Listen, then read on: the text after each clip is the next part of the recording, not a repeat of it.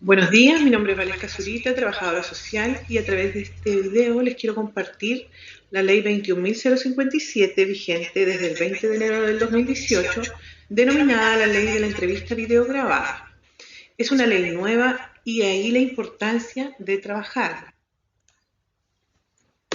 Esta ley busca, en el fondo, introducir en nuestro ordenamiento jurídico penal lo que la propia ley define como una entrevista investigativa y videograbada y declaraciones judiciales, junto con otras medidas de resguardo y modificaciones procesales. El objetivo de la ley es la prevención o la minimización de la victimización secundaria de niños, niñas y adolescentes por el contacto directo que tienen con el recuerdo, ¿ya? Con el recuerdo de el delito cometido en su contra. Ya más adelante vamos a describirlos. Además, busca también obtener información de calidad para la investigación y para la persecución penal. Involucra a niños, niñas y adolescentes que hayan sido víctimas de determinados delitos, como por ejemplo delitos sexuales, trata de personas y tráfico de migrantes, secuestro y sustracción de niños, niñas y adolescentes, y delitos violentos.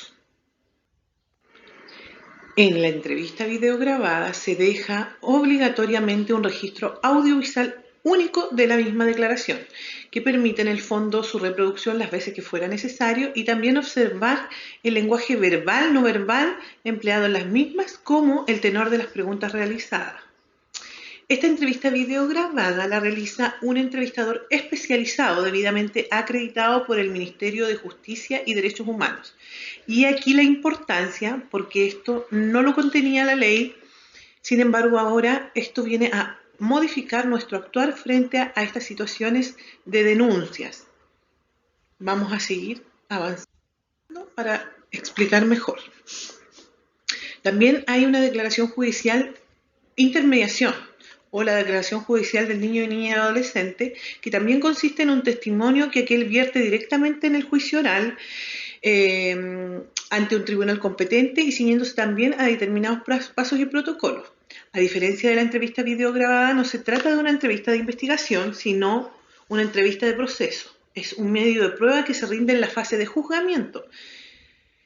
Por lo que el propósito es el mismo de todos los medios probatorios que se producen en esta etapa. Esto es servir de antecedente para que el tribunal respectivo funde en ellos una decisión jurisdiccional de absolución o condena. Esta declaración, como todas las demás actuaciones de juicio, también está sometida a la obligación de registro por parte del tribunal, aunque en este caso será de forma audiovisual similar a la entrevista investigativa videograbada. ¿Ya? Esto también involucra a no solo a las víctimas de los delitos, sino también a los testigos, que son niños, niñas y adolescentes.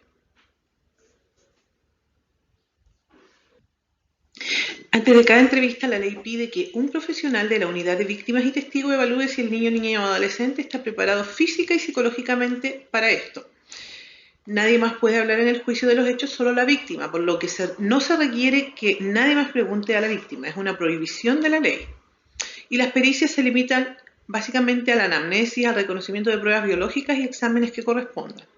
Paralelo a esto se realizan otras medidas de protección ante el tribunal, que las podemos también solicitar nosotros como entidad denunciante. Somos los establecimientos educacionales, que también somos garantes de derechos. Por lo tanto, también podemos realizar solicitudes de medida de protección a tribunales como prohibición de acercarse, abandono de hogar, cuidado personal del niño, niña o adolescente a otra persona. Y bueno, la idea inicial de esta ley era que con la videograbación de la entrevista de la víctima no tuviera que volver a declarar. Sin embargo, eso se descartó y finalmente sí tienen que declarar en el juicio, pero ya se reduce significativamente la cantidad de veces que el niño, niña o adolescente repite o vuelve a tener contacto con este recuerdo. Por eso se reduce también la victimización secundaria, que es el objetivo principal que busca esta ley. Bueno, la victimización secundaria, como les decía, son en el fondo las consecuencias psicológicas, sociales, jurídicas y económicas negativas derivadas de la relación de la víctima con el sistema judicial penal y en definitiva con la sociedad en general, o sea, también con nosotros como institución denunciante. Es decir, no ocurre esta victimización secundaria como resultado directo de la acción criminal, sino que debido a la respuesta que las instituciones, entre esas nosotros como establecimiento educacional o individuos, damos a la víctima. El artículo primero señala en su inciso segundo que mediante la prevención de la victimización secundaria se busca evitar toda consecuencia negativa que puedan sufrir niños, niñas y adolescentes con ocasión de su interacción en calidad de víctimas o testigos con las instituciones que intervienen en la etapa de, ya sea denuncia, que ahí entramos nosotros, investigación, ya que ya entran otras entidades, y juzgamiento, ¿ya? Paradojalmente, y muchos estudios demuestran que incluso esta victimización secundaria puede llegar a tener mayores perjuicios que el propio delito en la víctima.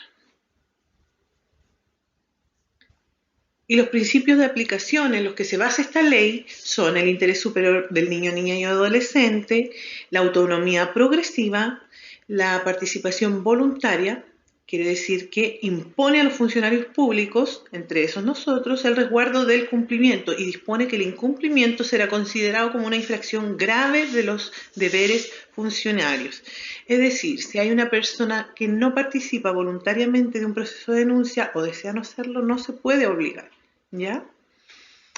La prevención también de la victimización secundaria en las interacciones sugiere que las interacciones de niños, niñas y adolescentes sean idóneas tanto en la forma como en el lugar donde se realizan, considerando sus especiales necesidades, su madurez intelectual y la evolución de sus capacidades. La victimización secundaria es una forma de violencia institucional que hace referencia a la nula o inadecuada atención que recibe la víctima una vez que entra en contacto con el sistema de justicia. Otro principio es la asistencia oportuna y tramitación preferente, el resguardo de su dignidad, y en el fondo estos principios buscan que cada niño, niña y adolescente en sus particularidades sean consideradas y respetadas por los distintos actores intervinientes del sistema judicial penal, permitiendo el ejercicio pleno de sus derechos y participación voluntaria. Es muy importante que como funcionarios y denunciantes sepamos que estamos obligados a proteger la integridad física, psíquica y privacidad de menores de edad. El funcionario que reciba una denuncia debe consultar al niño sus datos de identificación y luego solo registrar de manera íntegra las manifestaciones verbales y conductuales que voluntariamente éste exprese. Esto ya que quiere decir que nosotros no podemos entrevistar a un niño o hacer preguntas acerca de, excepto lo que él nos señala. Sin embargo, sí podemos asentir, decir palabras como te comprendo, me quieres decir algo más, pero no realizar una entrevista investigativa, porque no somos quienes en el fondo definimos o buscamos verificar un hecho. Eso lo hace otra entidad de justicia, que son en este caso la unidad de víctima y testigo y en el mismo juicio quienes llevan el caso. Si un niño, niña o adolescente, ya sea testigo o víctima, no quiere identificarse o solo lo haga parcialmente, mediante un apelativo, por ejemplo, no se puede volver a preguntar respecto a esto, ¿ya? También la ley nos obliga a todos los que somos parte del sistema a asumir la responsabilidad de modificar nuestra forma de abordaje de niños, niñas y adolescentes que toman contacto. O sea, tenemos que readaptar, y por eso es importante difundir esta ley, porque tenemos que modificar nuestros manuales de convivencia, por ejemplo, el protocolo de intervención en un caso de denuncia de abuso, por ejemplo.